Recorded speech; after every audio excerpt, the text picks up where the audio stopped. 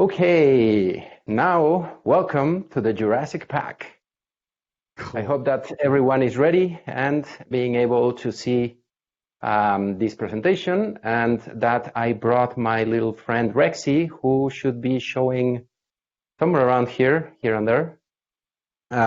He's shy, he doesn't come often, but will be joining me on this presentation to the Jurassic Pack. Oh no, he's coming over here. I don't know if you can see him.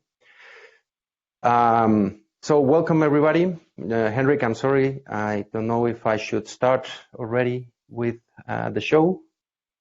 Let me know you when I should start right now, because basically, try to. We kind of have to hurry, right? Sorry? We kind of have to hurry. Yep, sort of, yeah. All right, okay, so let's get going. I'll catch up you later for the Q&A. Okay, I'll try to hurry, and let's get rolling if you all are happy with it. As Henry introduced earlier, we're going to be talking about some techniques and some ideas that I have to be able to clone some dino-automations from living beings from the past. Right now, this might sound a little bit cryptic or sci-fi, but trust me, it is not. It's very possible, and I hope that you all get a lot of fun learning about it. So, before we get into trouble, I am not being able to drive my presentation, and now I can. Now I cannot. There it is. So, on this presentation, I will be touching some points. First, as usual, some introductions. I'll try to make them quickly, because most of you already know me.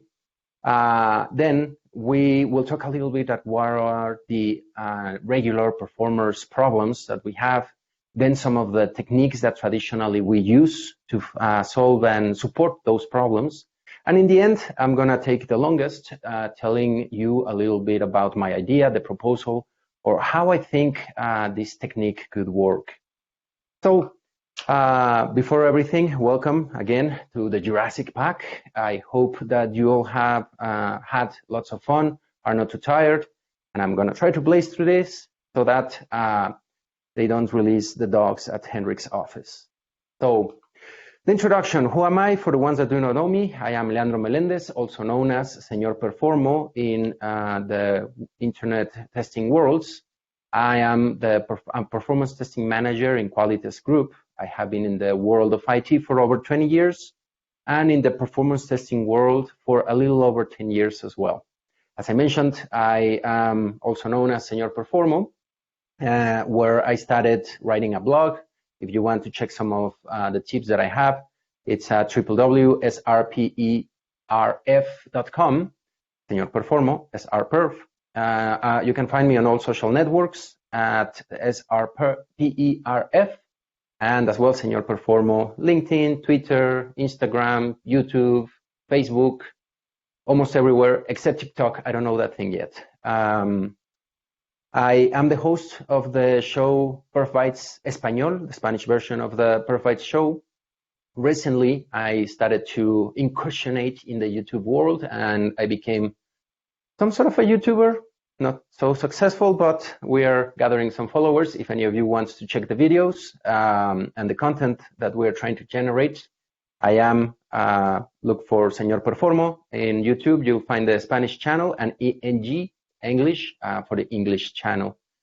And as well, I'm doing some public speaking, as you can see right now. Well, not so public, it's online, given the current circumstances. But I hope soon we can go back to be international speakers and be all over the world, traveling and hugging each other and being very comfortable in the presence of each other. Not that I wasn't before, just given the current circumstances. And as well, thank you, Neotys, Henrik, all the Neotys amigos that always are organizing these events and that are so awesome. I'm always happy to be joining and for you to allow me to come here and tell you about some of my ideas. Well, before I begin, I want to give you a disclaimer. What you are gonna be learning today is not something that has already been done, put together, or it doesn't exist, most of it. There are parts that I know that are already here and there existing and working, but all this is a theory, some ideas, could be some $1 million ideas. If any one of you want to help or pick them up, I'll be more than happy.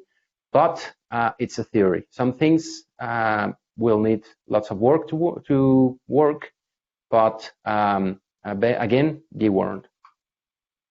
Let's start this proposition with the problems that performers and especially automators for performance we go through and that we have frequently. First, some of the old performance automation problems is that they still are being done in ancient ways. Because of these ancient ways, some of them have problems finding correlations, generating good performance test cases. They are constantly being chased and having problems with new features coming up and having to maintain all things when the features change. And this is a very old set of problems and circumstances that we keep having as performers.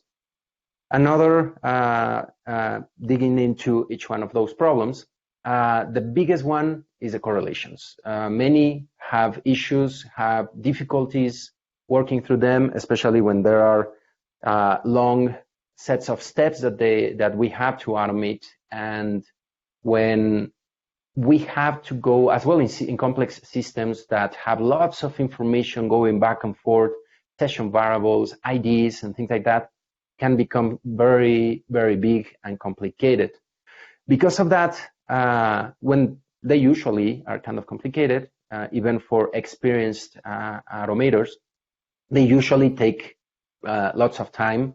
They require us constantly to be reverse engineering the systems to figure out what are these correlations and to be able to look at the differences. Which one is a parameter that we input or that the client generated, and which ones are several variables that are provided to us, like session IDs and things like that.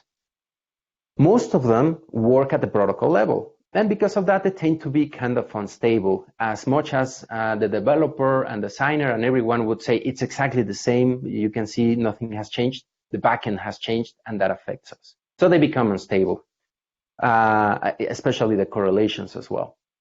Another set of problems is that for the test cases, we often have difficulties. To begin, we're given functional test cases.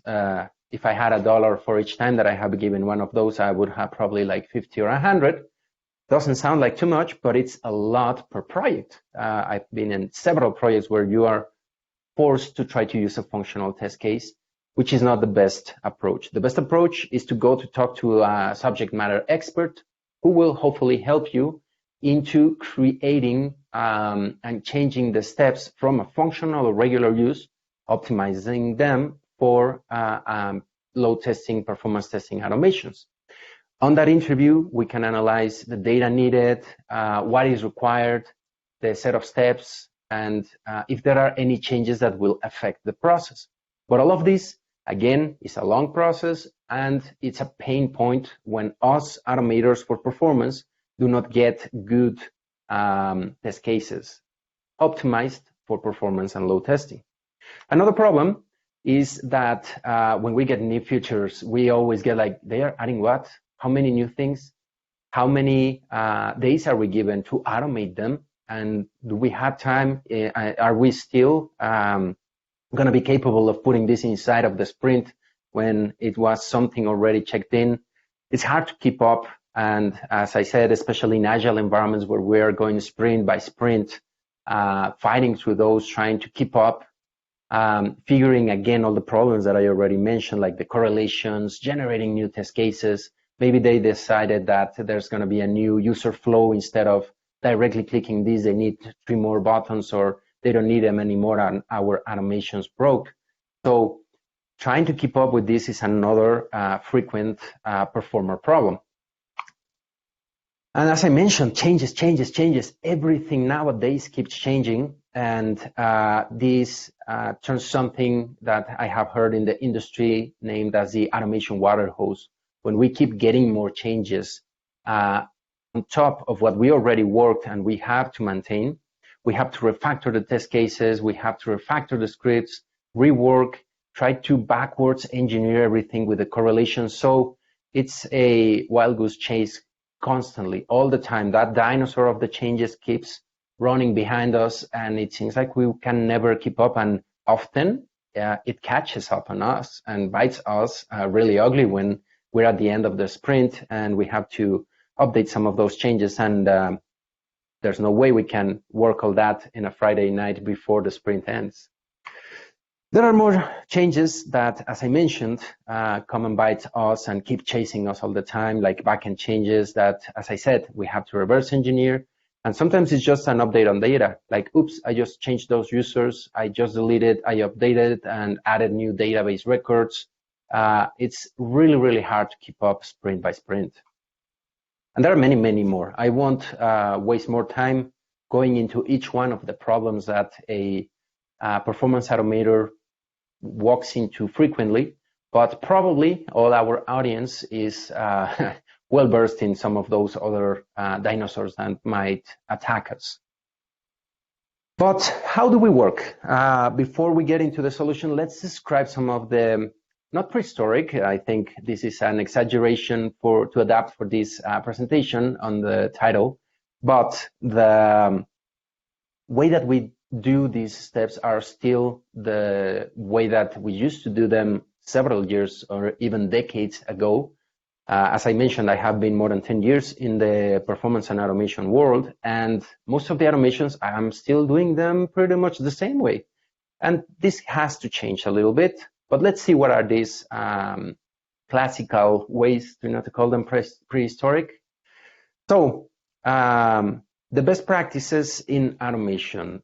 Again, these ones have not changed that much, but let's describe them and see how they are applied nowadays.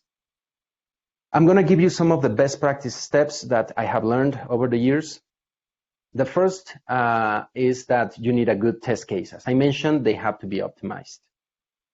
Another recommendation is to record at least twice, 2 times minimum, 3, 4, 5 if you want and be a little OCD like I am, to have comparison points. You dig all the bones, both bones that are together, and start to compare to see if there are cracks, differences.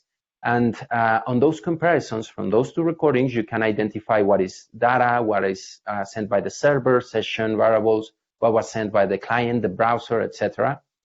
And based on that, you start to work on correlations. You start to see where I have to put this left boundary, right boundary, the regular expressions to catch him and be able to manage, update our automations to work perfectly fine with them. Next, you move on to clean the scripts. You implement the correlations that you found. You found them, you identified them previously. Now you create the actual codes. As I said, left boundary, right boundary, regulars. But you as well maintain other things like the timers, the transactions, the iterations. You parameterize them in a way that they won't conflict with each other. You check that they can concurrently work, and even if you have multiple different processes, that all of them can work together. So these are some of the traditional steps that we used to do as well. You have to produce test cases. If you don't receive them well or optimized for load testing, you need to go, as I mentioned, through the interviews, optimize the steps, ask for data to be populated, ask for utilization metrics. When you have to define or design the scenarios, you have to ask for those utilization metrics. And again, from those utilization, define what's important. What processes are you going to include? This is mostly for load testing and end-to-end and front-end.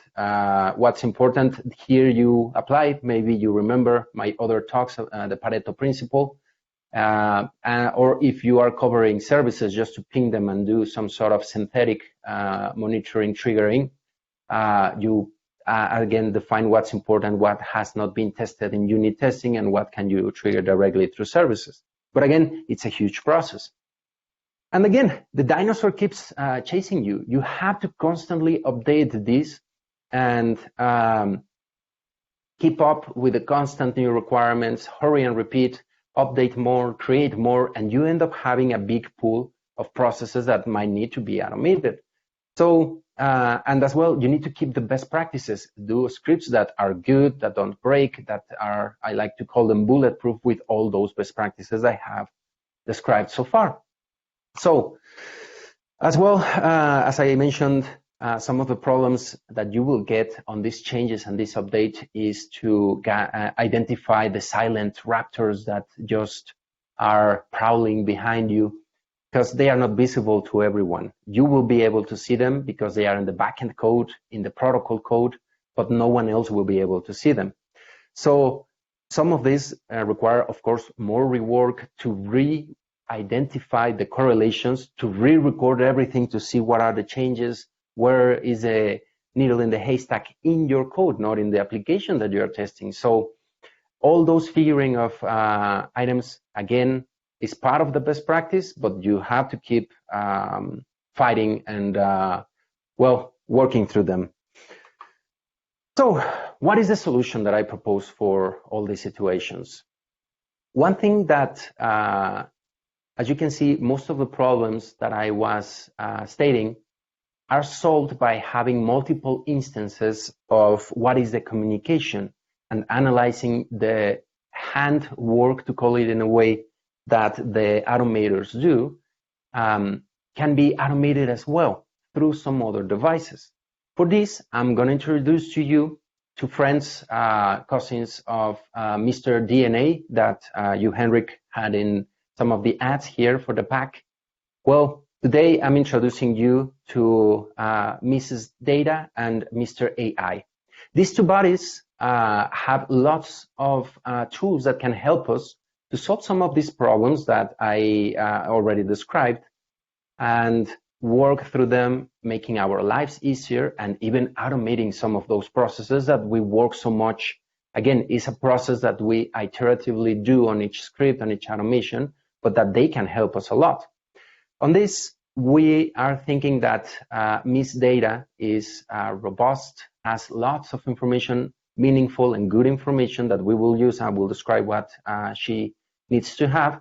And Mr. AI can play a lot with her. Let's go into it. So the first problem that we can solve with these two friends are the correlations. What I mentioned that we used to do is to record multiple times the same process, probably variating the login ID, a different parameter, different data point. But in general, we're following the same steps, and the requests and the calls to those services and backend processes, most of the time are the same, just changing little bytes. And we are comparing the samples. We're identifying on those differences that we find what are correlations, what are parameters, which ones are data, and we generate those correlation instructions. This is silly to be looking and manually recording it because it's already happening. We already have from the past some users that generated those logs. As long as we can give Miss Data enough of that and let her know, hey, can you store this communication from live users? And those doesn't have to be only production users, I'll get into it, but all those communications, what we are recording in the scripts, in our automations, that can be automatically gathered from living beings and let Miss Data consolidate them, have them together. We don't have to log absolutely everything from the system, but whatever is what we need, what is meaningful, we can let her gather this information for short periods of time, and that definitely will be more than enough for her to play. We all only need two to play with them ourselves. If we give her, let's say 10, 20, an hour of communication patterns, we can do wonders with that. So what Miss Data will need, mostly logs from the protocol communications. What is the request and what is the response? That's what we are already trying to record. She can store that. And there are solutions that are more or less already doing that, like our friends, the APMs, like our friends in Dynatrace, and many other applications that we can just let them be in production and capture a bunch of this information. Not only in production, I'm going to get into that, but it's where I think we're getting more meaningful or final user activities. But as I said, not only in production, we can get it in the development environment. As soon as a developer is pushing new code, or on the developer, let's say it's .NET, in his or her own IIS, we can already be recording and gathering these communication patterns and giving them to Miss Data from our from the developer machine. That can also be exported to functional tests, to manual tests, user acceptance testing, production, and many, many more. Any environment where you have real user activity, you can be feeding Miss Data with those data points and those recordings, so that she is very well fortified and armed with lots of information that we're going to be using. Why? Well, Mr. AI loves when Miss Data has lots of information on her. He can go through all that information and check her out in a way and start working with that. And he loves to have lots of information to work on. How is this working? It might sound a bit dirty. They get together, they do their stuff, and Mr. AI can start to analyze those repetitive processes with machine learning and going through the labyrinths of identifying those two differences in the same code, in the same request. Miss Data can have lots of logs for the same request, let's say homepage.php, ASPX, whatever you are using, and start to analyze and look for the differences and get rewards when he identifies which one is a correlation, which one happens first on the server, first on the client, what type of input, if it seems to come from a JavaScript. Some of those things, Mr. AI loves to play on Miss Data to find those differences.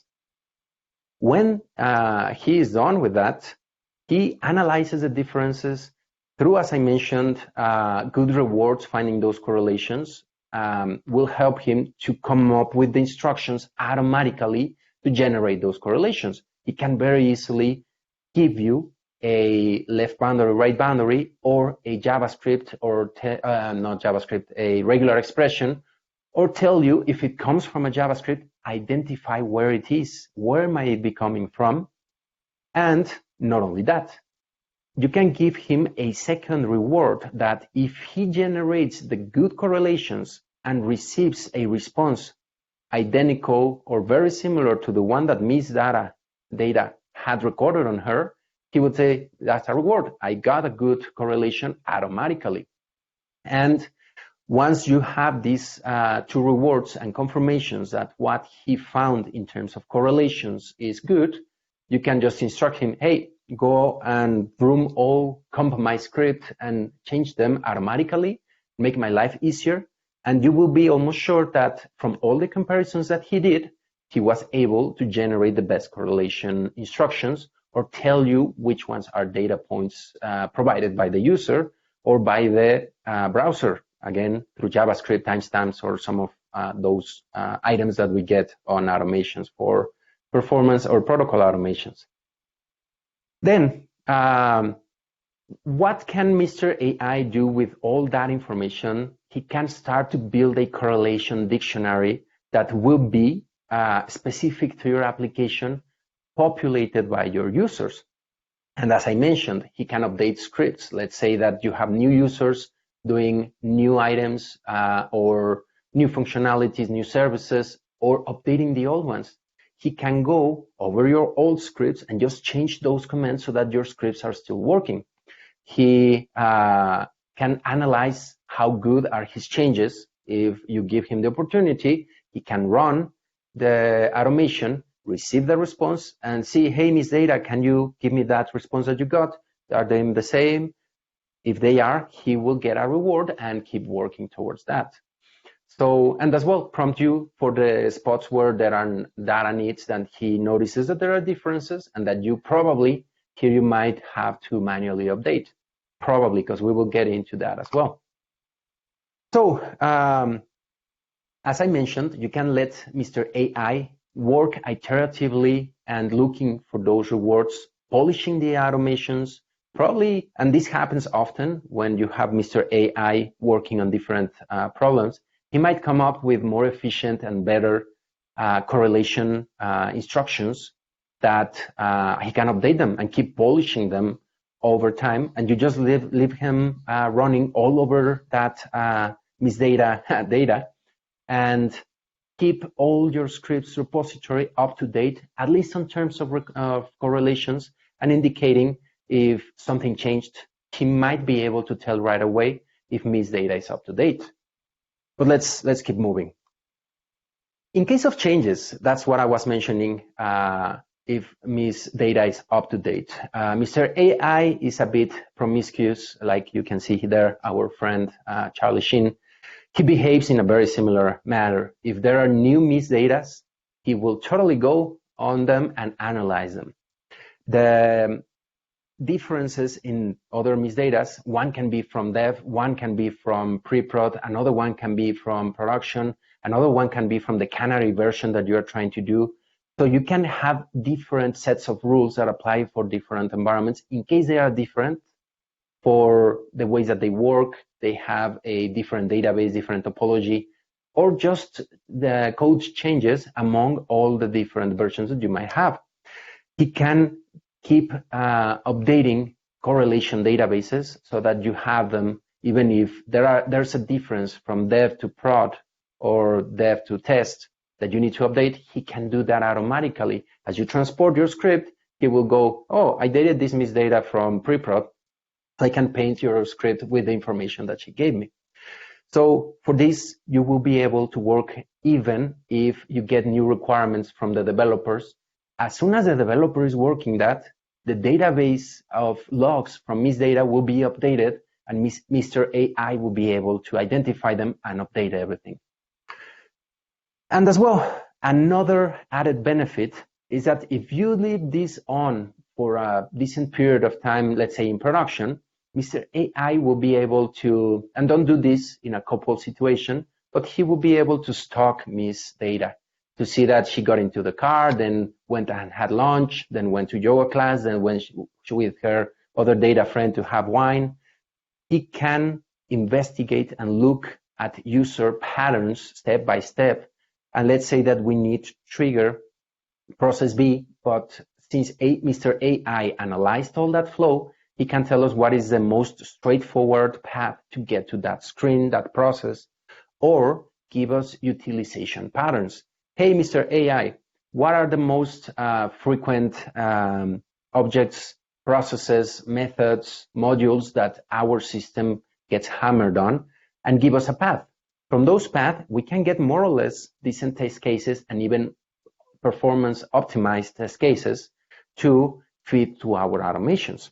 So with his stalking skills, we can analyze all this utilization, and as well to see what is the concurrency for a single process, for all the processes, busy hours, most frequent processes, and give us some projections if he sees from the past that things are growing. At least this point is not so new, so specific. Most of the APMs can give us this information. There are many tracking steps, but if we have the protocol patterns that are passing through, he will have an easier time to put makeup on all the scripts and all the automations that we need for later, or put together automatically the scenarios based on what objects are being called. We'll get into that in a moment. So those variating scenarios, we can ask him, hey, automatically populate and generate a scenario. You already know what are the test cases and the scripts that I have. Bring from production, from the information that you have from the different misdata, a misdata that is really busy in a, I don't know, payroll day, a misdata that is really quiet in off business hours, holidays, Black Fridays. You can have all these patterns identified and get Mr. AI to quickly populate them into your scenarios.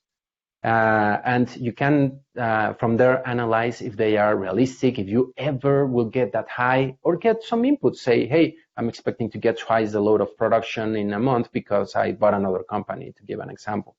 So all of these things more or less already exist, but we can polish them and feed them from Mr. AI into our scenarios.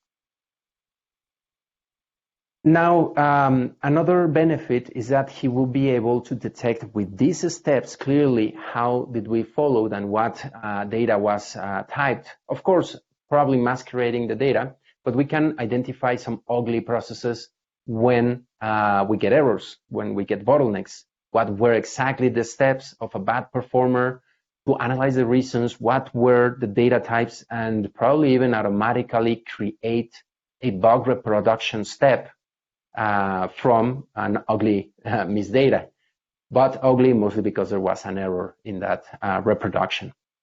But in that same case, we can start to create a log of what are the steps that generate similar bottlenecks, or analyze the reasons that brought us to that point, or how to reproduce it. With that, we can let him play and just identify when you go through this route, make sure that you fix it, otherwise you will have problems in the system. He becomes predictive. And just picture what are the possibilities with that autocorrelation, with auto test case generation, and the auto scenario generation. With all the information that Mr. AI can give you on different fronts or different versions of himself, you can put together lots of crazy stuff. And again, not only to automatically generate correlations, but automatically you can have realistic or performance testing oriented test cases right away, and right away feed into those two realistic scenario metrics and utilization.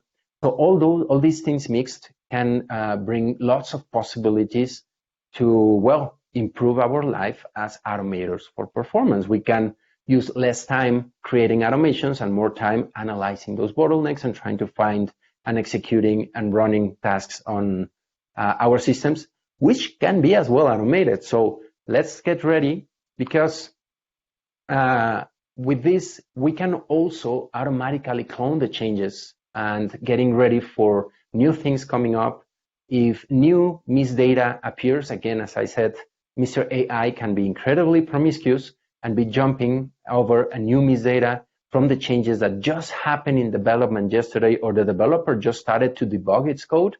He can already start working and create new automations or new correlation instructions for the ones that probably we have not yet even created, or update everything. If there's a new code change that the developer is debugging, he can already be ready with that set of new correlations, new instructions that we can use even before the developer is completely finished. So the potential here is pretty big. There are more things that can be done, but the big benefit is that this will happen really fast, really quick. Mr. AI can just comp all our scripts, see where those changes are impacting, and probably you will have something that automatically updates all your script base for your automations.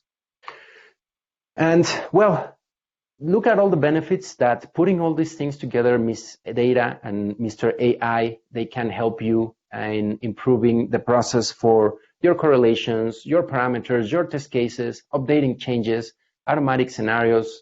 I see that the potential here for someone applying this can be huge and can automate and optimize so many of the steps that give us headaches. Some of us with Stockholm Syndrome give us some pleasure to do some of those activities again and again and fight with them. But most of the time, this is time consuming, not so efficient, and we could severely optimize it. And out of these possibilities, I don't want you to think like Alan Grant that we are out of a job or extinct. What we need to do is to evolve, to start to learn, because more or less, what I'm describing, I'm sure I'm not the only one with the same ideas.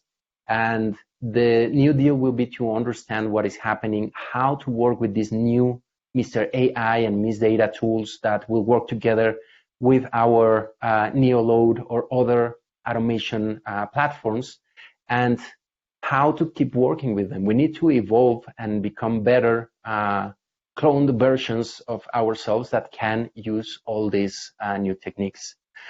And this is my theory. Again, I want to thank you very much for staying up this late and this long, and that you enjoyed this presentation, these ideas. Again, nothing of this is already created. I have seen some pieces around the industry that have been put together for little bits of what I'm proposing, but it's coming anytime soon. And if you want to cooperate and work with it, I very much would like to see this happening and to be the next point of the evolution for our performance scripting, testing, and automation processes. And without any more, time for some Q&As. I hope that you enjoyed a lot this presentation and that your mind was a little bit blown or cloned a little bit. So, Senor Haman. And Rexy, so, running over there. Senor Rex. So what you described, basically, there is already an internal project going on that field. And cool. What I would say, the main problem that I would say that AI, I will probably rename it, but Mr. ML.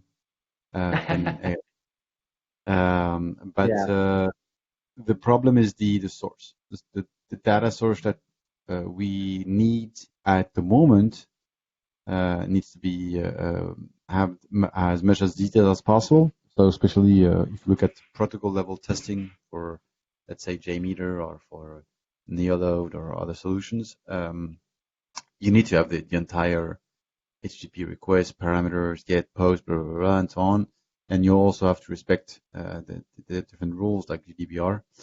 But we, to be honest, when we started that journey, we didn't find the right data source. So we had to build a solution that was plug in like Logstash, whatever, that will grab a collector of data because we're not able to find the right source that will give us the right, like you said, this data needs to be accurate and precise and as much details as possible to let Mr. AI do the right job. So I think that was the biggest frustrations when we thought that, hey, let's use APM. Whoa. And in fact, the APM doesn't store all the details that we were looking for. Or we can say, hey, let's use Google Analytics. But it's the same thing. They don't store all the details that we're looking for. So I think, the most challenging piece here in this process of cloning is, again, fitting well means data.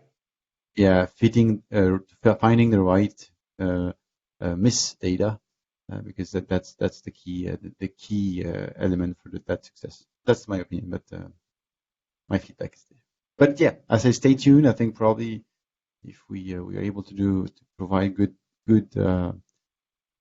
output on that prototype, maybe we can share something probably into 2021, but we'll figure out. But cross the fingers. I really hope that you can crack it, amigo. That will help lots of, as I said, performer problems and in the industry. That's I think that might be the next, whoever hits it, that might be the next performance revolution. If there has been, I don't know if there has been any new like super revolution that you can call it in a way, at least on automation.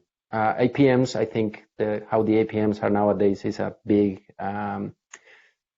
revolution, but this can be the next step. And I hope, and that's why I'm like, hey, I really wish that someone can crack this. I have played with it. I had some ideas, and I same as you say, finding the right miss data is like every man's quest.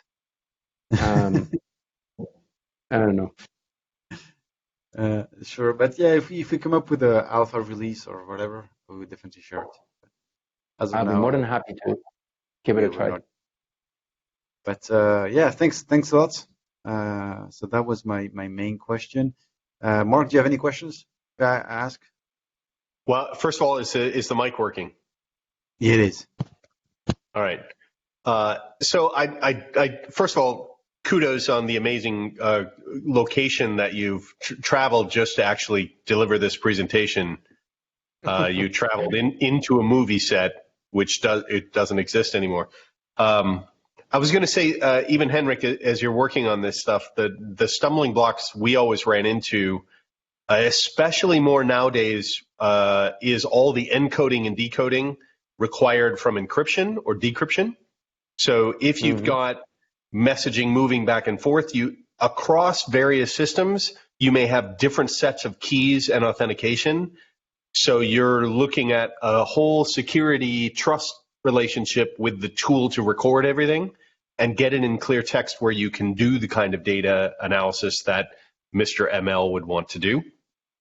The other thing was leveraging the open telemetry stuff from a trace ID perspective because of the isolation for what is a transaction and being able to trace a transaction.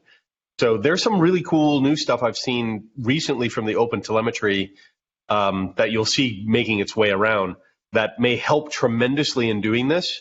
But I think we're still going to have a tough nut to crack on the decoding, decryption side of things in order to make the data useful or usable, accessible that way.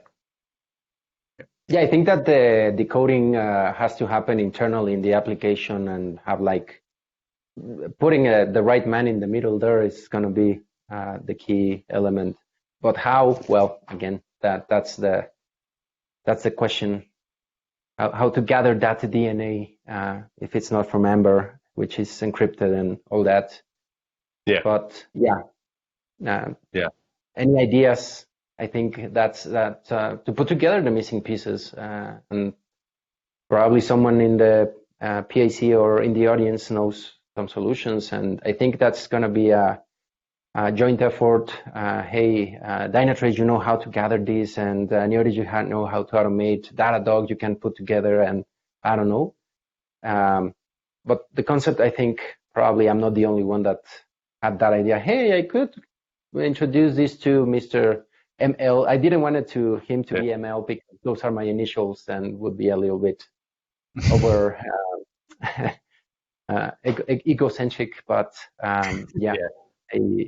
The other interesting part of the ingredient, I think Henrik, you and I talked about this earlier this year, was being able to incorporate known values from the human interaction. So you've got recording capability that we already know how to do from a GUI, from a UI, UX perspective. We'll know if a data value originated from the user, different from a data value that's dynamic, that's generated by system internals. So by exception, you could say, well, I know, that the birth date came from that guy, but a session ID did, I don't walk around typing in my session ID.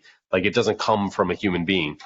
So there's some interesting ways of knowing, or the epistemology of a transport level transaction is a whole other discussion. Yeah, but if you take application like Pega, for example, or package apps, even those dates are already IDs. So that's where the nightmare starts, and this is where you're fighting UX again. Not to mention Pega. Some of those complex, like as you say, Citrix or what was the well, we all know SAP GUI, web, portal, all those that can become a nightmare quickly because and even when the ones that dynamically name the objects inside of them, those, well, there are many nuts to crack, but at least it seems like many of us have similar ideas, and that's really, really cool. The deal is to crack them little by little. Nice work. All right. Thanks, Daniel Performo. Thanks again. It was great. Let me do a real brief conclusion because I'm looking at the time. So first of all, we are at 9 minutes, less than 9 minutes, in fact, from the 24 hours. But in fact, to be honest, I woke up at 2:30, so I already did the 24 hours. Oh, wow. We did it. So first of all, I would like to thank all the speakers. So 22 speakers involved in this conference. They all took the time and invest their personal a private time to build slides, to build demo environment, to build demo, to provide content for the community. So I think without speakers, without experts, the conference won't never happen. So first of all, thanks a lot for all those 20 experts. Otherwise, the PAC would never be happening. I'd like to thank also all the attendees. There are a lot of attendees that joined us this morning, and they are reconnected. So that's pretty amazing to keep up and stay connected with us, because it shows that you like content and you want to follow us. I really appreciate it. That brings an extra motivation for us. So thanks a lot for that. I'd like to have a big round of applause for Margot Ufarte, which is behind here. So she did all the design for the island, the signs for the park. This is the Cyril Brunet, which is our graphic designer. So he did the logos. I'd like to thank also Stéphane Brunet, who coordinated all the organization as well. So I think it's a clearly a team play here. I also thank Neotys, because otherwise, without Neotys, we won't be able to organize that. So thank you for so much. I think this year a lot of various content were being covered from analysis perspective, from automation perspective, a few aspects on design. We also covered the mobile approach with Sophia a couple of hours back. Thanks for Patrick as well for the chaos engineering. So I think there was a lot of great content. So I think I'm pretty happy about the overall delivery. I mean, from my perspective, from a moderator perspective, I thought it was pretty good. So thanks everyone. We like discussed several times. All the session has been recorded. We just have to do some post-production on the various videos, so then we have clearly distinct videos for each speakers. So give us a few days, and we will probably publish that on our website. So we will let you know for sure when those videos will be available. Thanks. And what I say, 24 hours. In fact, it's not so long. Maybe next time we'll do 34 hours. No. No, 24 hours is fair enough, to be honest. Mark, you want to say something? What's coming up next? Neotys has the ramp up, I think. So there is a ramp up, but they are switching it to virtual.